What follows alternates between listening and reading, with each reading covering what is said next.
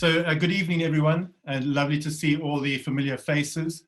I'm going to be talking to you about Niassa, but really only one component of the work that we do in Niassa.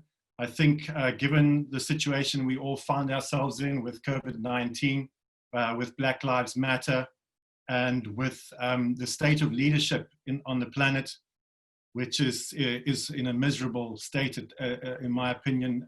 We are seeing some wonderful leaders out there, but I think leadership, and certainly in Africa, and conservation, is a really telling time, and a lot is going to change.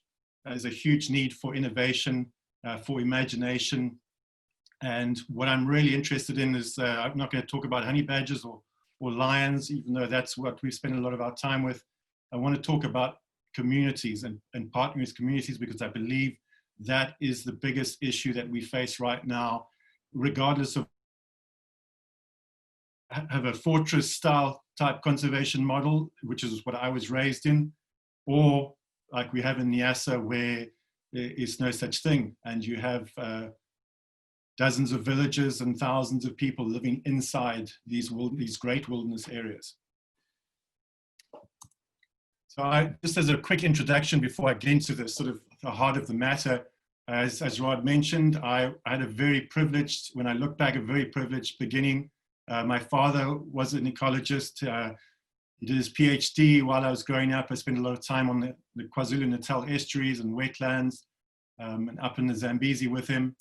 I got a job at the age of 20, 1990, just as Nelson Mandela was released from prison. And I had the most incredible privilege of living in Kruger, basically on free rein, working on the big six projects: Saddable Storks and Pell's Fishing Owls and Ground Hornbills and Marshall Eagles. And for 3.5 years, I wandered around Kruger, and I made amazing connections, incredible researchers, game rangers, filmmakers that all had a deep impression on me and helped me to sort of form my views. And it's also where, most importantly, I met Colleen, my wife. We were working on vultures together. It's Colleen down in the bottom right corner. We then left Kruger and went into Zimbabwe. Colleen did her PhD, at least not her PhD, her master's degree in Zimbabwe, in Matusadona on cheetah. And I started my first attempt at honey badgers in the Mana Pools National Park. And from there, we went to the Kalahari, thanks to Gus and Margie that were okay. Sorry, I'm not able to move the slide. Let's try that. I moved into the Kalahari after leaving Zimbabwe, as the situation in Zimbabwe got more and more difficult working in national parks.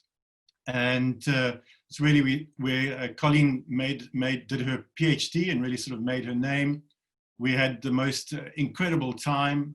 Looking back, it was almost sort of hedonistic to live out in the wild for close to 4 years, spending thousands of hours following honey badgers. And yeah, just I think such a privilege to be able to study a species like that for the first time, to get to know individual honey badgers. We made a film with David and Carol Hughes that got a lot of attention on National Geographic. We did a story for National Geographic that also allowed us to then finance the next sort of move in our lives. And that's sort of where I came from, out of ornithology, working with the Percy Fitzpatrick Institute, and then into honey badgers, where we spent about 12 years. And after we'd left the Kalahari, one of our donors, John Ledger, was one of the first people to give us our first donation from the Endangered Wildlife Trust. He made sure that after we left the Kalahari, we had to do some conservation work on what we had learned about honey badgers. But I just want to stop here and actually mention something that is never featured on the films and in the stories. But looking back now, I see it as a sort of pivotal experience, because we had the great privilege to work with Ricky Craper on the left and Klaas Craper on the right. And these were Kimani sand trackers, just exceptional trackers They had grown up, their families, their whole history was in that part of the Kalahari and the Sea of Apana.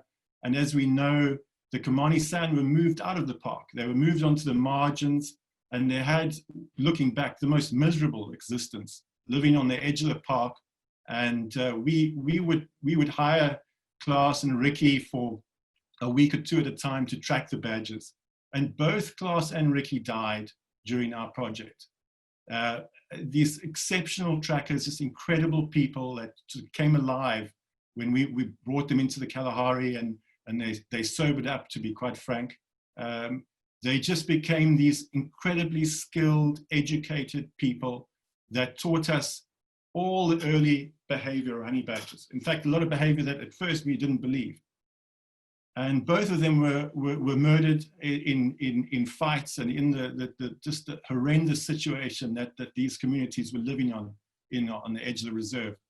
At the same time, Colleen and I got married, and we went on honeymoon. We were sort of being in the desert for all these years, so we decided to go to Malaysia, into the rainforest, for honeymoon.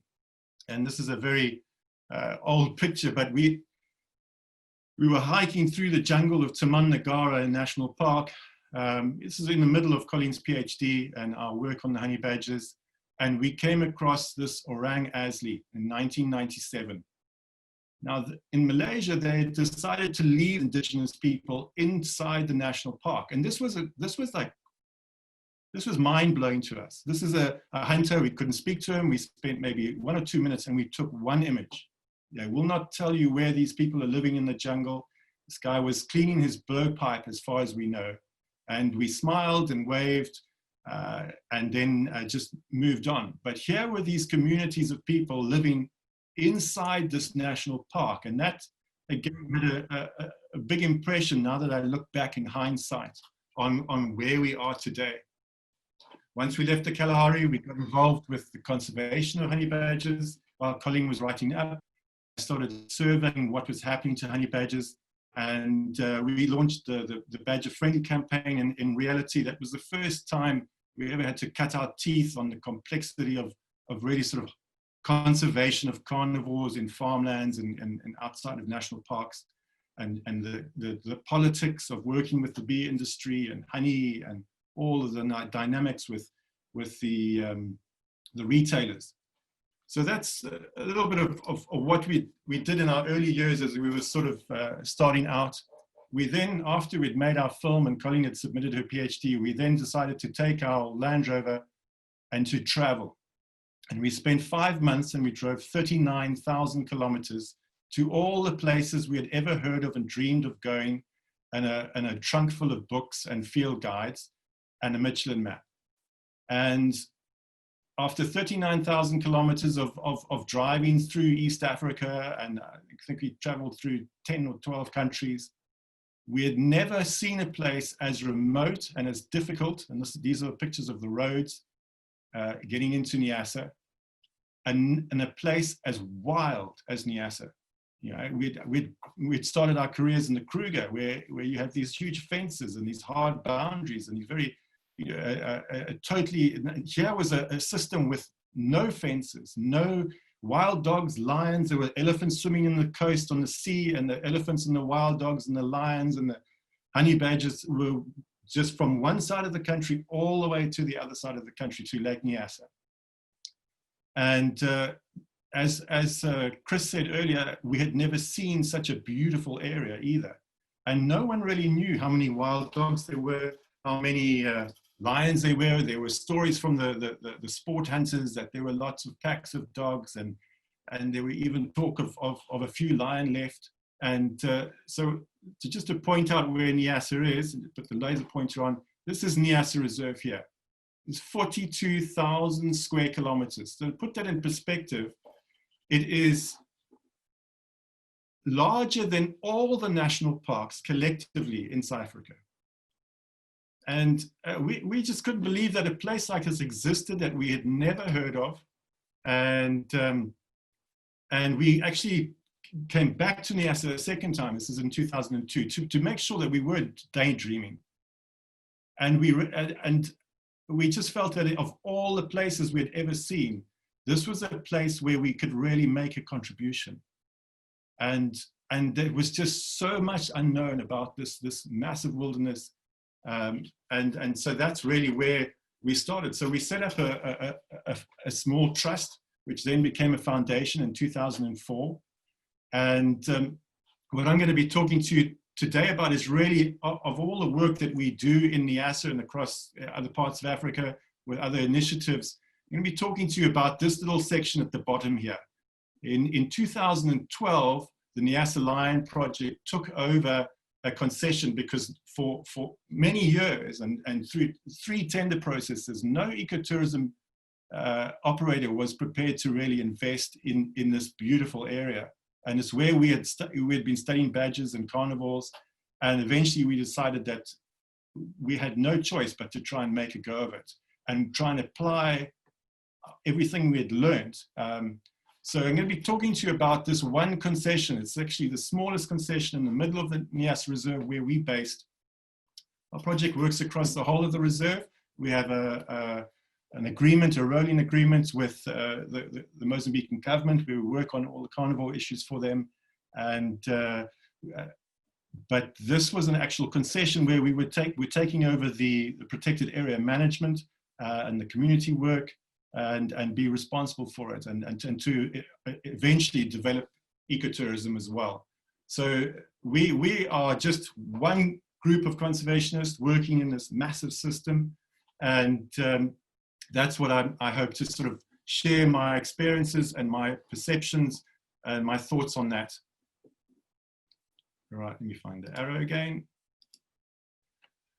So for 17 years, we moved into Niassa 2003. We first scouted Niassa in 2002. For 17 years, we've been living under this tree here, in a sausage tree. We sleep on a deck in the sausage tree, and it's where we have raised our children. And a lot of people ask us, well, how can you be running a project of this size from this sausage tree? And what's the thinking there? And let me just explain this quickly to you, because people get confused by that the directors of this program live here. And we do it for a number of reasons. Firstly, because I have a very uncomfortable feeling with what I see happening in Africa, with foreigners coming into countries, buying fancy vehicles, building themselves fancy camps and homes and swimming pools, and then communities and actual conservation projects don't have enough funds. And US donors and US dollars in Africa are so short, and we have such a lack of funding in conservation that the last thing I wanted to do was to start living in a luxury camp with fancy vehicles. So we've kept things very simple. We've been cooking on the floor for 18 years now under this tree. And we've been running all of our work out of this camp, and we've raised our children and homeschooled them right there, or in a sort of free range style, homeschooling. And we do this also because, firstly, we want to stay very connected to the wild. That's why we looked for wild places. That's why I've been attracted to wilderness. And so this allows us to experience the good and the bad. It means that you have elephants and lions in camp. It means you have the odd pafada. It also means you hear the shots and the AK-47s killing elephant. And you experience, you are deeply connected to the wilderness. And that's been a reason for why we go to wilderness in the first place. It also allows us to interface with communities.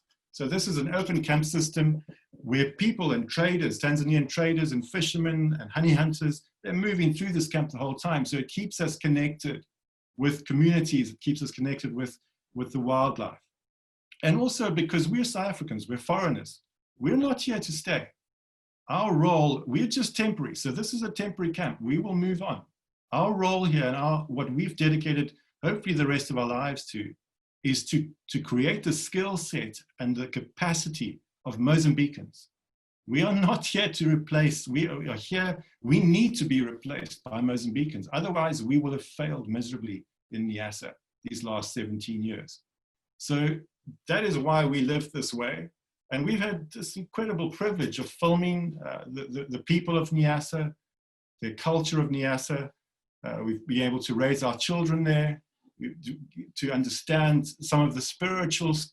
Well, I don't think you can ever understand the spiritual connections that the people have with the land in Niassa, but we've had this incredible privilege of going into a wilderness area and experiencing all of these things. And that's where I come to what the main focus of my talk is. And I've called it meeting face to face to see eye to eye, because I see the future of Africa all about communities, all about people. And for me, conservation is not about wildlife, it's not about animals, it's about dealing with the people issue, about the impact that we as humans are having on the planet.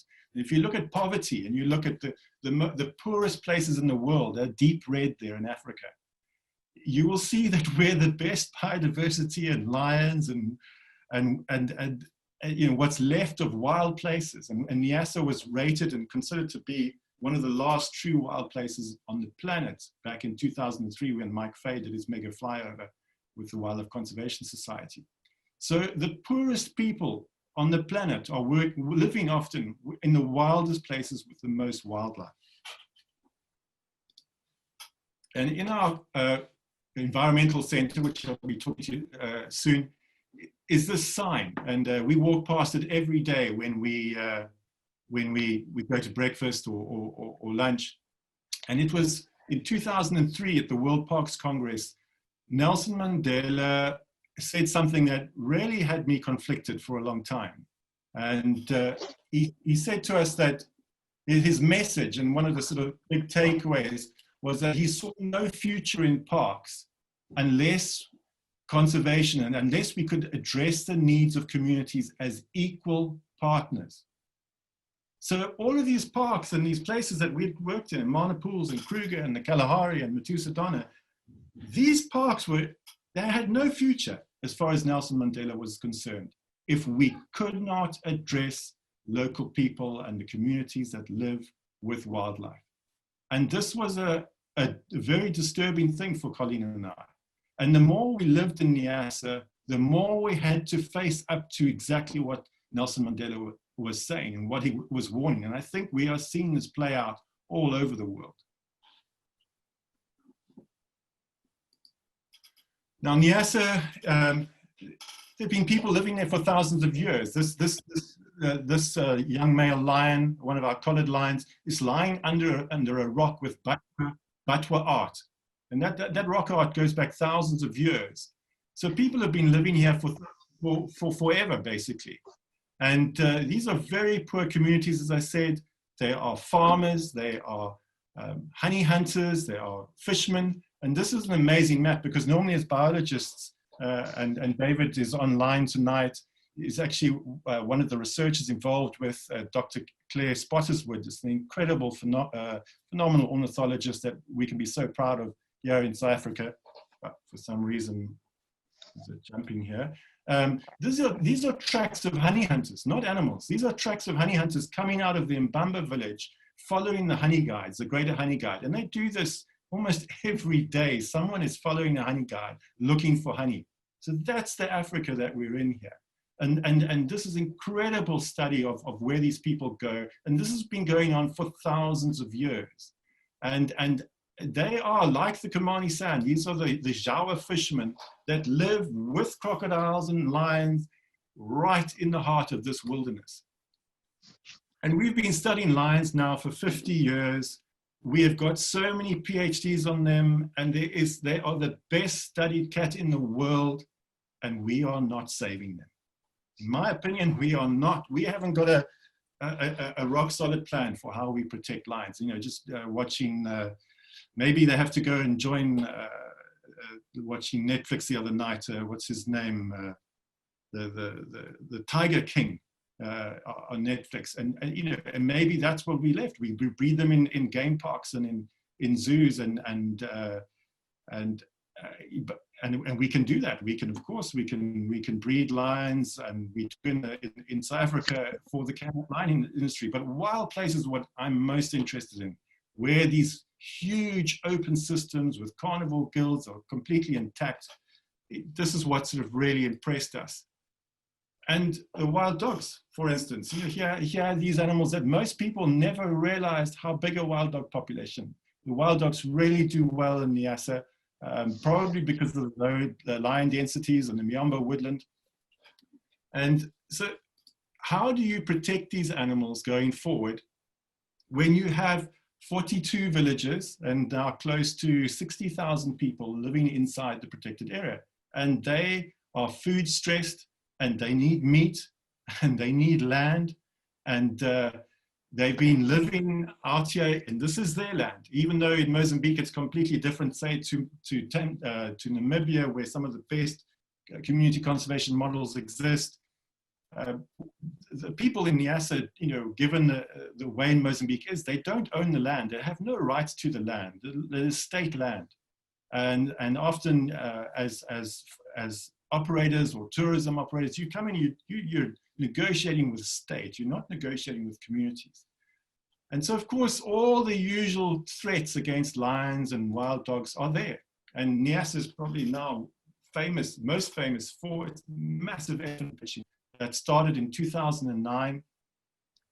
And we haven't seen the latest aerial census survey data, but somewhere in the region of 12,000 elephants died on my watch in front of my children around our camps and around our communities.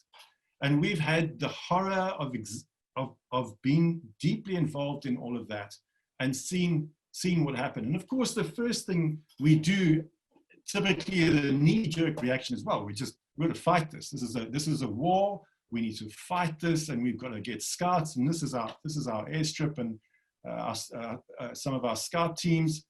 And of course, that's often just like a beekeeper when a beekeeper has a badger break into his beehive. That's the first option they think of. Let's catch this badger, And it's the same with conservation so often in this sort of militarization that we see going on. But we weren't able to stop it, and we were literally caught with our pants down when the elephant poaching really started to take off. And yes, this is a conventional approach. It's extremely expensive. Dr. Craig Packer wrote a paper a couple of years ago saying to protect lions in Africa, you're going to have to spend about $1,000 US per square kilometer. And that's pretty much what we do in our concession, the Maruri concession. We spend $1,000 per square kilometer to protect those elephant and those wild dogs and honey badgers and everything else. And these are pictures from our experience, recovering ivory from poachers and being shot at, and the lion trade and the poisoning. This is all very much part of what's going on across the whole of Africa. And we've deployed a lot of the technology, a lot of expensive technology to try and address that, informer systems and networks and intelligence and tracking and monitoring. All of this costs a huge amount of money. But my key message tonight is that if you are spending $300,000 or $400,000 US trying to protect these concessions like we are in our small concession, you've got to do even more for communities. Because what people are doing, the fishermen, they just go to the next best thing. These are young men, like all over the world. And these young men, in this case, gold miners, if the fishing is not good and they think they can get a better deal with ivory or a better deal with timber or a better deal with gold, that's where they will go. And when you're living at this level of poverty, that's what we see. And this is what young men do the world over. And so you'll see that in 2012, a graph at bottom, where gold mining started in the Niassa Reserve, we had no idea that it was coming, and suddenly gold became a huge thing. By 2016, our scouts apprehended close to 2,000 people in 1 year, trying to deal with these challenges that were coming fast and furious.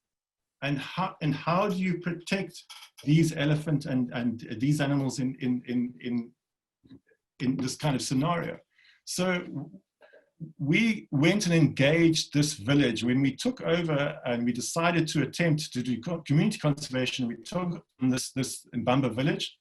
Sorry, that's just skipping again. And there were about 2,000 people living in this village, right inside our concession. And we had to meet eye to eye with them and try to understand what their needs were.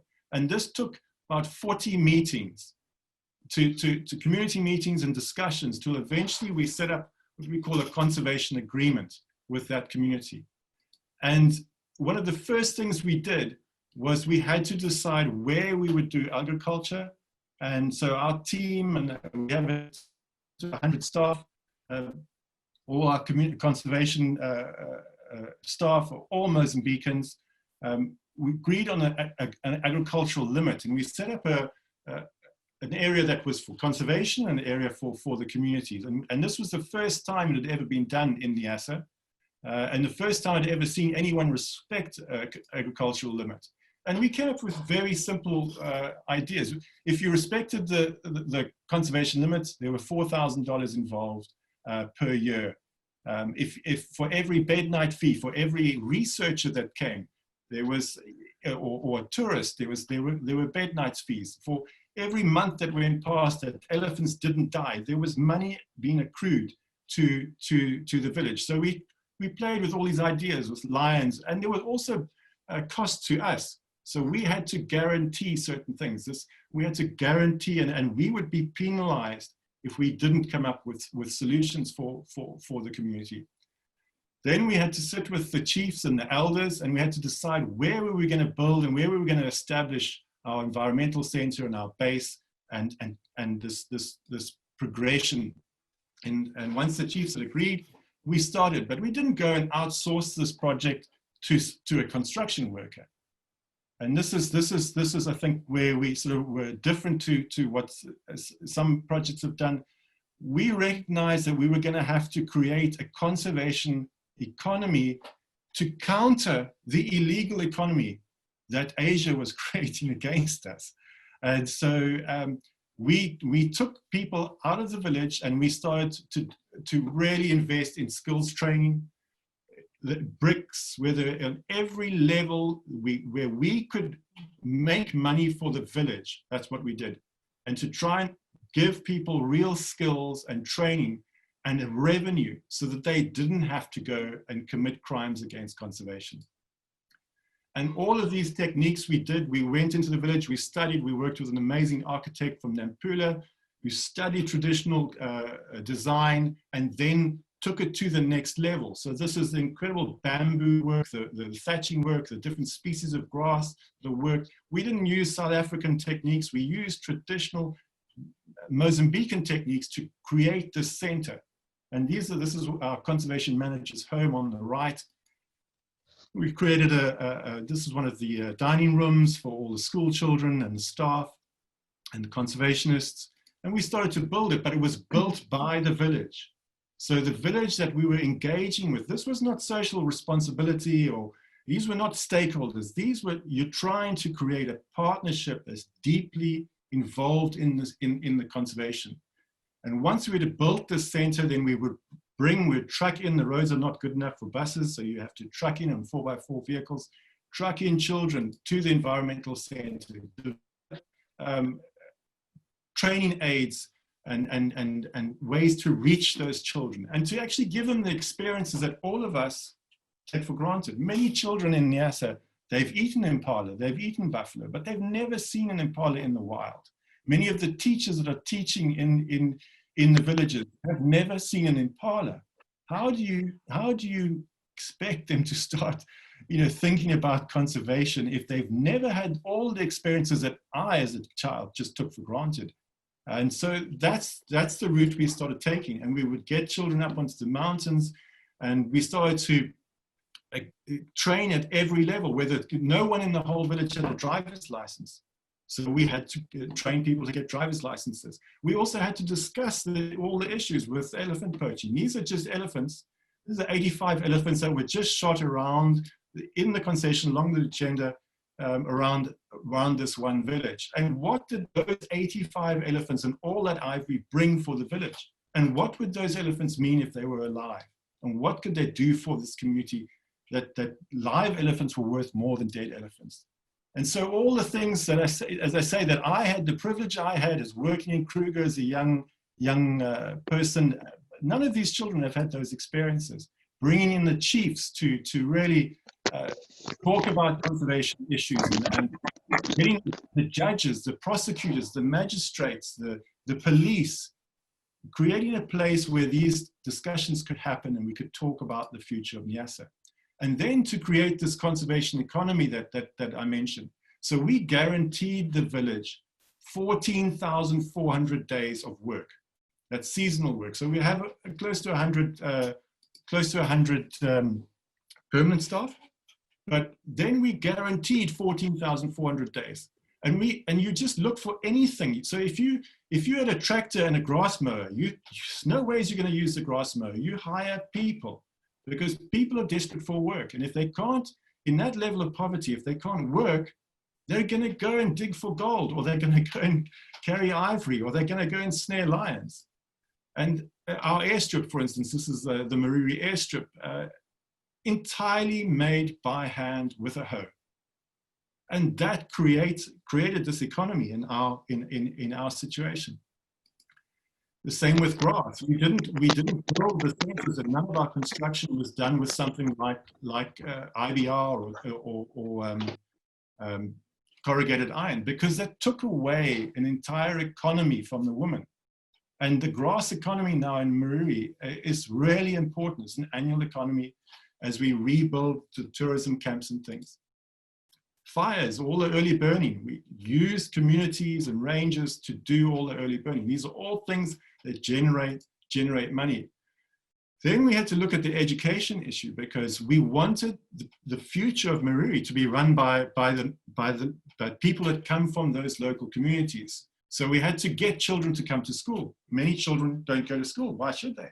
What's the point? They would rather go fishing with their fathers or honey hunters. So we started a school feeding program that attracted kids to school.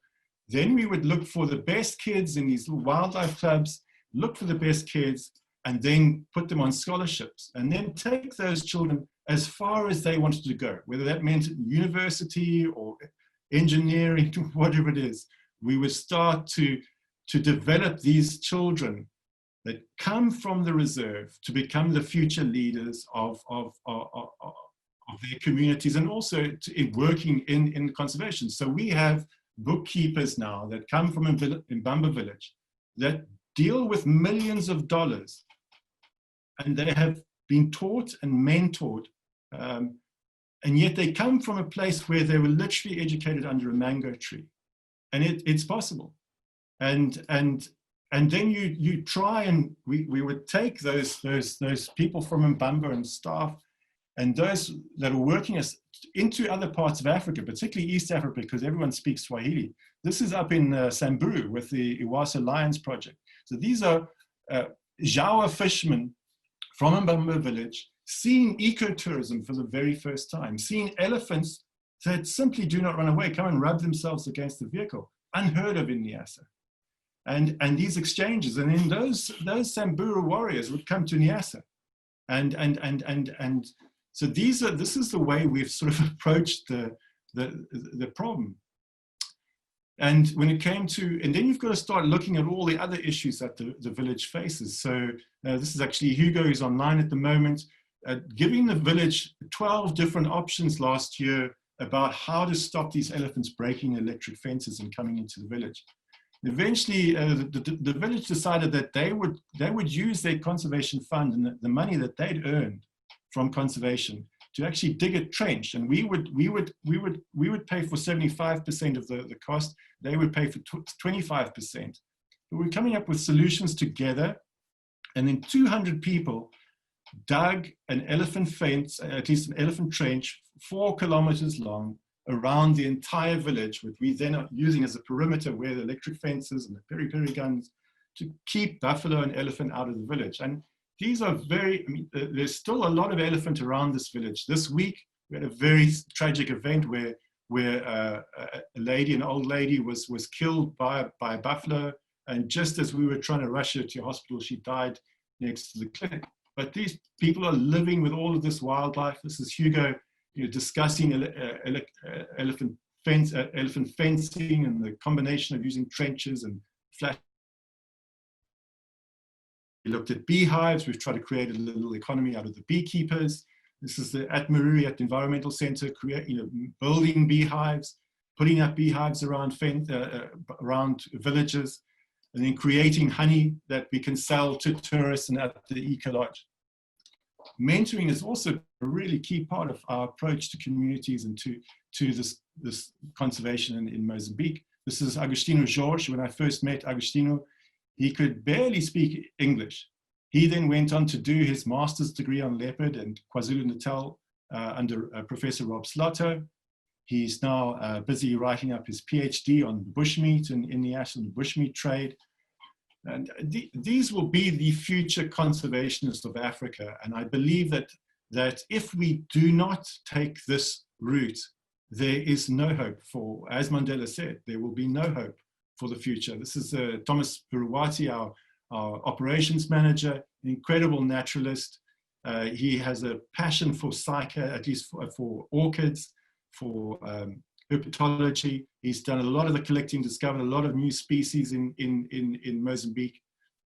Just exceptional conservationists, and they are the future of Niassa and the future of Mozambique, not people like myself. And Hugo, who's online at the moment, Hugo came to us. Hugo was working in a restaurant in Maputo, had studied veterinary science and his veterinary degree, but he just had no option, no opportunity to really develop his passion. And this is where Hugo came in and worked with us on lions, later on elephants, and then is working with Saving the Survivors and create a lot more impact for Niassa.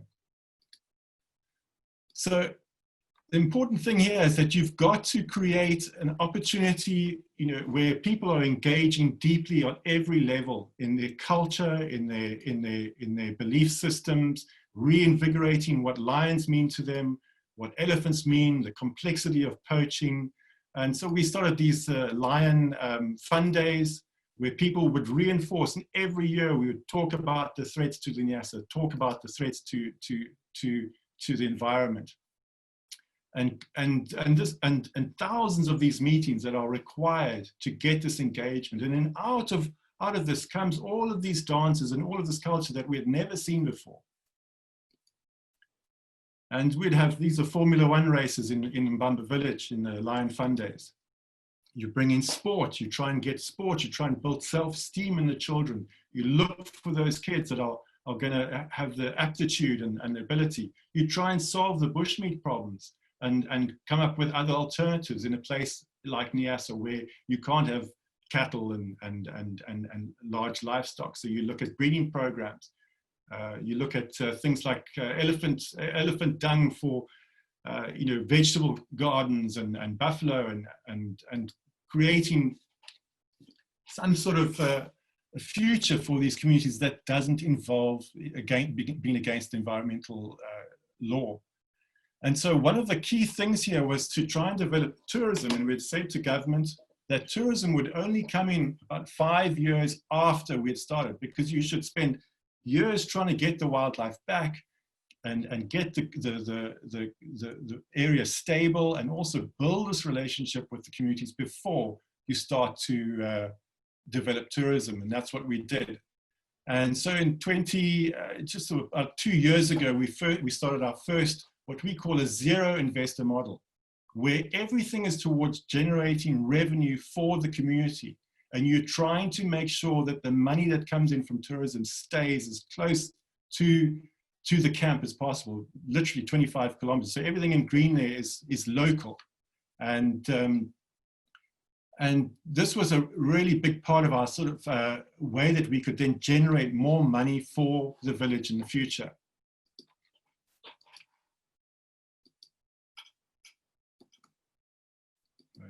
Okay. And people will pay now with what we see with over-tourism all over the world. People will pay huge sums of money to be by themselves and to sleep in a wilderness like this. And we offer now 8 trips a year. And you come for a week and you will sleep on a mountain like this. And people will pay more money, like that than to sleep in the Belano Hotel in Maputo. And we created a model where a zero cement model, you know, a model where the camp had to be rebuilt every year by the community so that it created an economy again. The grass, the bamboo, the lala palm cords. And we created on this little island, we created this camp where these tourists can come and they can and go on these expeditions, really, because they're not sort of game drive oriented, although you can. And you would go on these expeditions down the Lugenda, and everyone that has been on these trips have really loved the experience. And you would use only staff from the Mbamba village to run that camp and to do all the cooking and all the hospitality services. And then through the village again, you would create crafts that would be selling all the crafts, making all of the things for that tourism camp would come from the village. And here is an example. These are these beautiful quilts, collaborative art quilts. They cost $400 each, and we have never had someone sleep in one of these beds and not buy the quilt off the bed. And so one group can spend $2,000 on arts and crafts in 1 week for the village. And that's, you know, that's what, because people are desperate now for these wilderness experiences where you will not see another tourist. You know that you are giving straight back to the community. It's this social change, and there are no investors. There's no one looking to get a return. The money that flows in stays there and remains in the park. And that's one of the biggest challenges we have. And so we've seen, you know, all our game populations pick up. We've seen our wild dogs are now breeding right next to the tourism camp now 2 years in a row. We're hoping they'll breed again soon. And the pack has gone to 30 now last year. And really it comes back, as I finish off, it comes back to this scenario right here, where the whole community can sit down. This is an AGM, and they are studying how much money and where that money is being spent. And here, I'll give you the results from 2019. So trying to address Nelson Mandela's challenge. He was asking, you know, how do you engage them? And how do you create real, tangible, a stake in the outcome for local communities? Well, last year, this one community earned close to 6 million Rand. Now, that's not enough. That's definitely not enough. And we are not doing enough. But it's a start.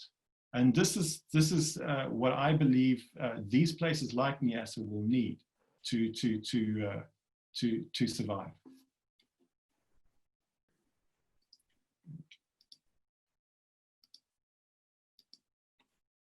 The computer is doing strange things. And then lastly, to finish off, I just want to thank all our donors.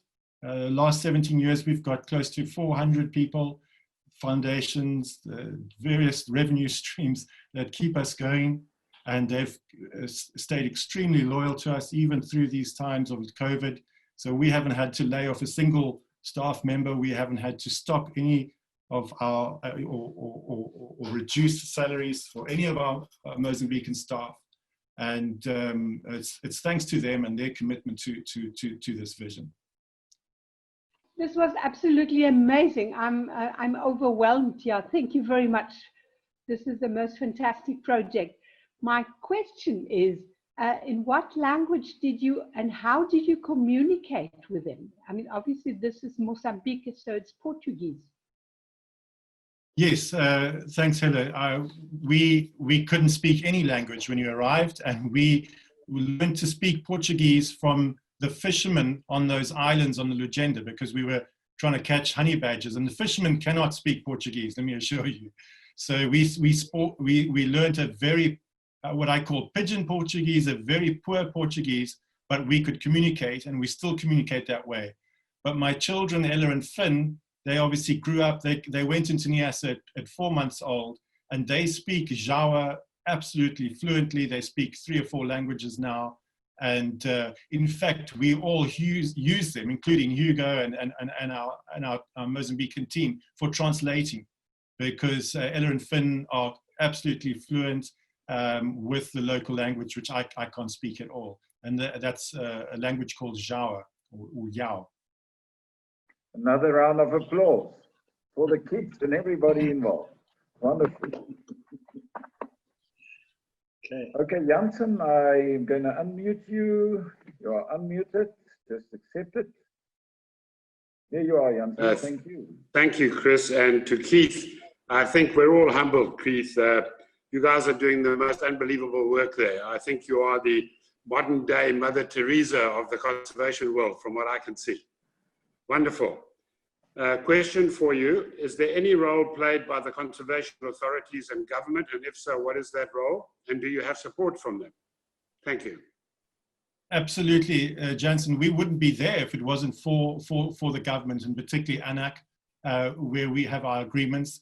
And you know, we must remember that Mozambique is one of the poorest countries in the world. It went through you know, a horrific time through the civil war, and it's been going through these cyclones. Now it's got COVID. So obviously the government is very limited with what it can do. So our role is to really try and create these conservation leaders in Mozambique, and create these kinds of, and every conservation area has a completely different, you know, setup and scenario. And this is just what we do in our small part of Niassa and what we're trying to achieve based on what we've learned. But no, we have very good support from the government, and ANAC is, we wouldn't be there if it wasn't for ANAC.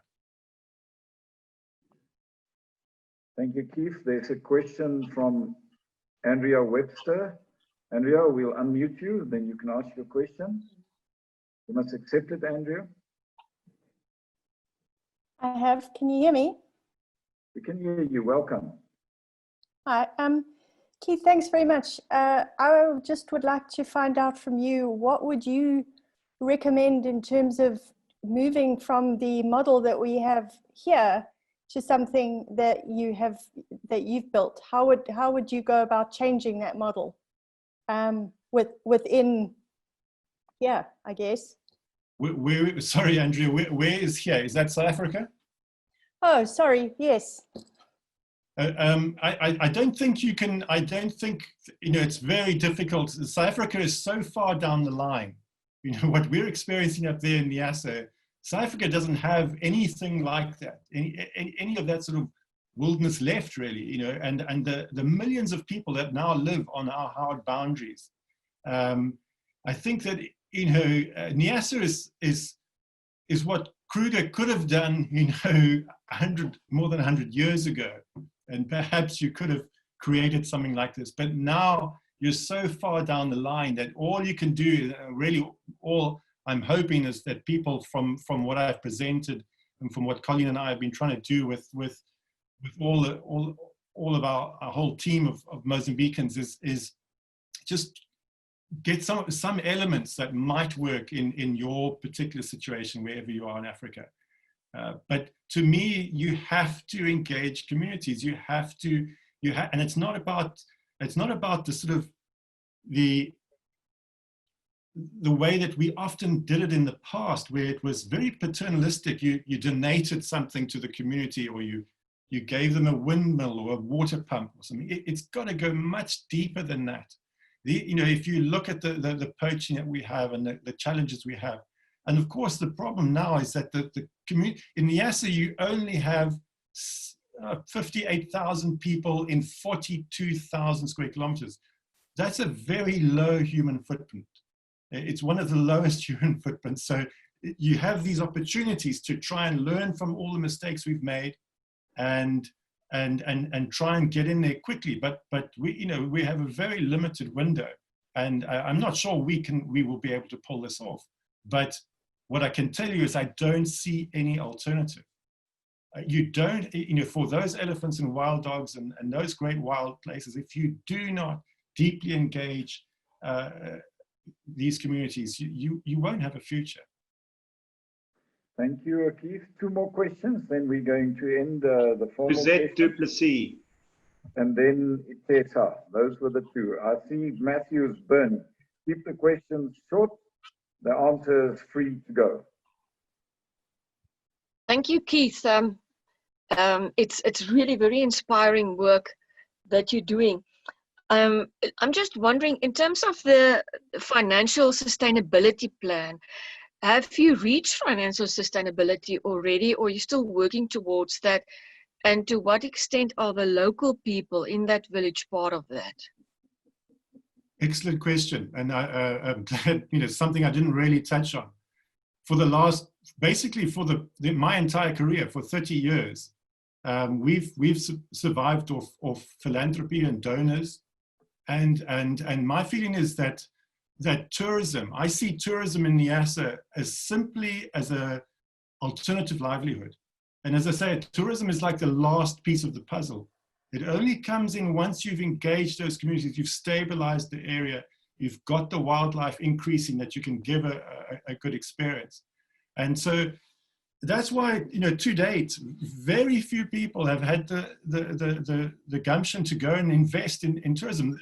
In a place as wild, as beautiful, as Chris says, one of the most beautiful places you will ever go to. And yet tourism, ecotourism, did not step up to the plate. They did not come and help us over these last 17 years. And I do not think that ecotourism, in my view, and particularly the way ecotourism happens in Africa right now, will ever be able to cover the conservation budget. As I say, you need $1,000 per square kilometer. And ecotourism is a part of the solution, and it contributes. But I don't think that you can cover the law enforcement and the community budgets and things just through ecotourism. I think that's a fallacy. I think that I grew up thinking that ecotourism was the solution to the environmental challenges that we face. I don't believe that anymore, particularly not the models we have now, where investors come in, they build these fancy lodges, and then they want all this money. They have shareholders. They want profits. It's profit based.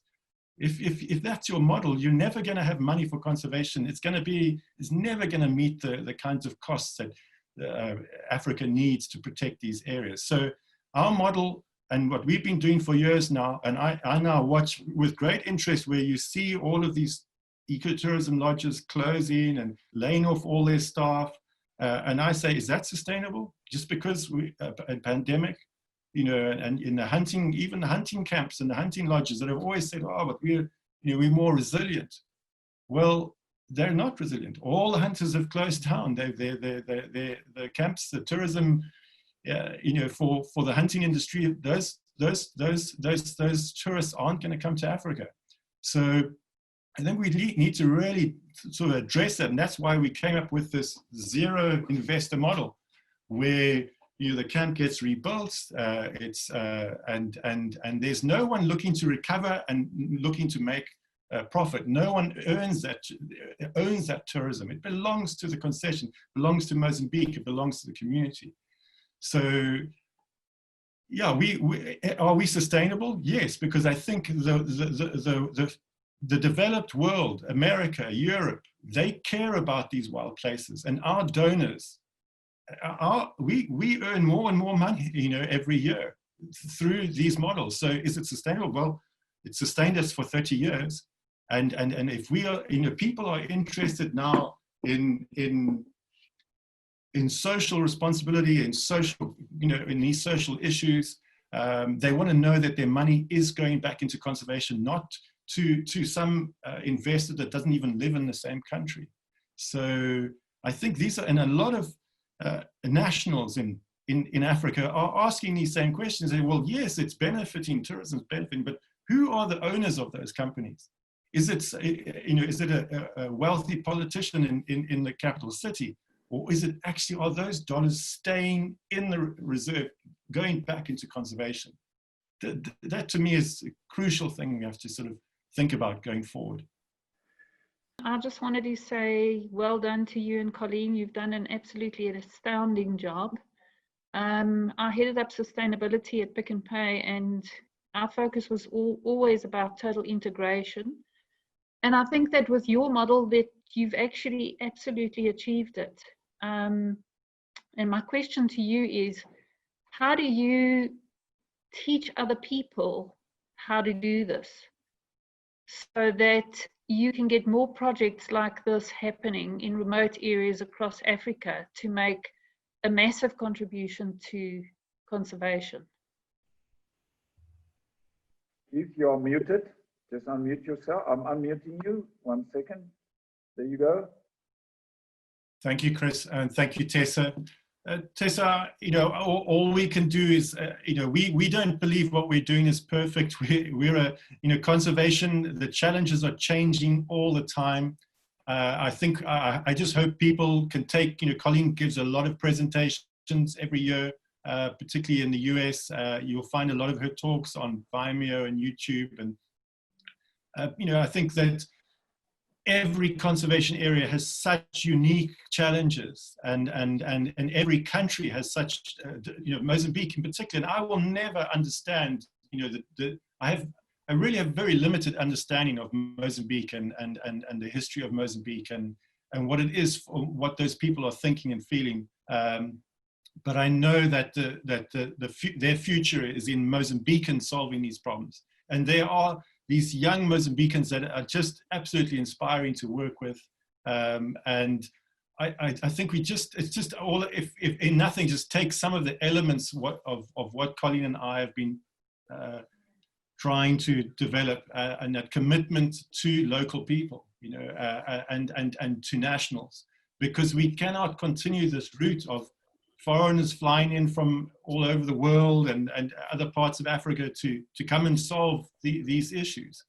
We have to, I don't think Africa has long if we do not create these national champions that get all the benefits and all of the opportunities that I had as a young person starting in conservation.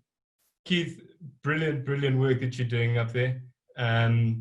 To you, Colleen, Hugo, it's such an incredible part of the world, and highly commend you guys.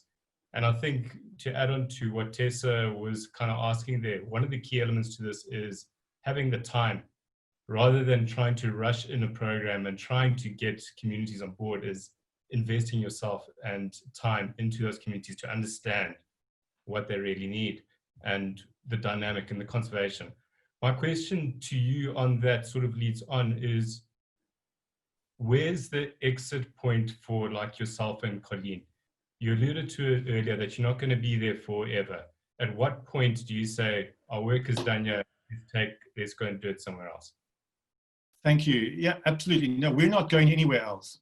So when you sign up for something like this, and we've been through very desperate times in Niassa, times where you just wish you could go back to studying honey badgers and taking photographs and filming and studying animal behavior. We miss those times.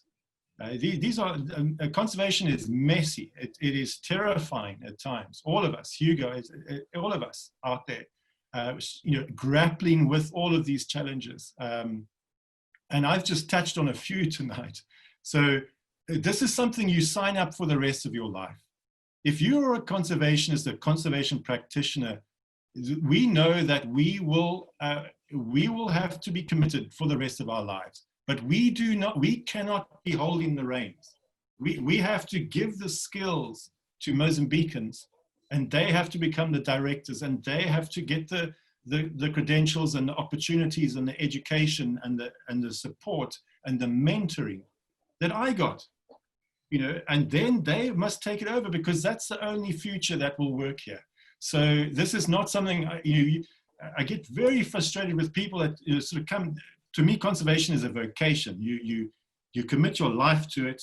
And in a place like Niassa, there are no easy successes. So we have a very long-term goal, and we have a very long-term view. You don't come in for 5 years and do a community project. You dedicate the rest of your life, just like people like Garth Owen Smith, or that you put your soul into it until you're no longer needed. And hopefully you can be replaced, and hopefully you inspire a generation of Mozambicans, and you give them the skills. And if we don't, then that's our failure. But we won't move on to another project, because that would be sacrilege. You can't do that if you're serious about community conservation. These take 20, 30, 40, 50 years to resolve. And people have put so much faith in our programs and our donors and all of the foundations and the people who have supported us. They know and they're committed. You know, and Africa does not have the budget to protect its national parks. America, and that's, you know, Niassa survives because of places like the US. Most of the donor funding, the philanthropy, you know, and you look at what even places like Kruger still have philanthropists that are contributing, and that's 100 years down the line with 1 million plus visitors a year. So everyone is using philanthropy and donors, and we're doing the same. And we have, as I say, 400 different revenue streams and different donors, and so that gives you that resilience, so that we've assured our staff, none of them will lose their jobs. You know, we will not cut their salaries this year. We're committed. We've done a lot of changes. So our education teams suddenly go into COVID education. Our craft teams go into making masks. To self-isolate, you can't self-isolate it in a village like in Mbamba. So the Mbamba communities and those 14,000 days of work, we're committed to those 14,000 days, but the work will happen in Mbamba, solving wildlife and social issues in Mbamba, so that there's not this movement between camps that will spread COVID. So that's, you know, that's how we're doing it. And the first world will have to step up and underwrite, as they are doing in so many places, otherwise we will destroy these wild places, just as what happened in Europe and America.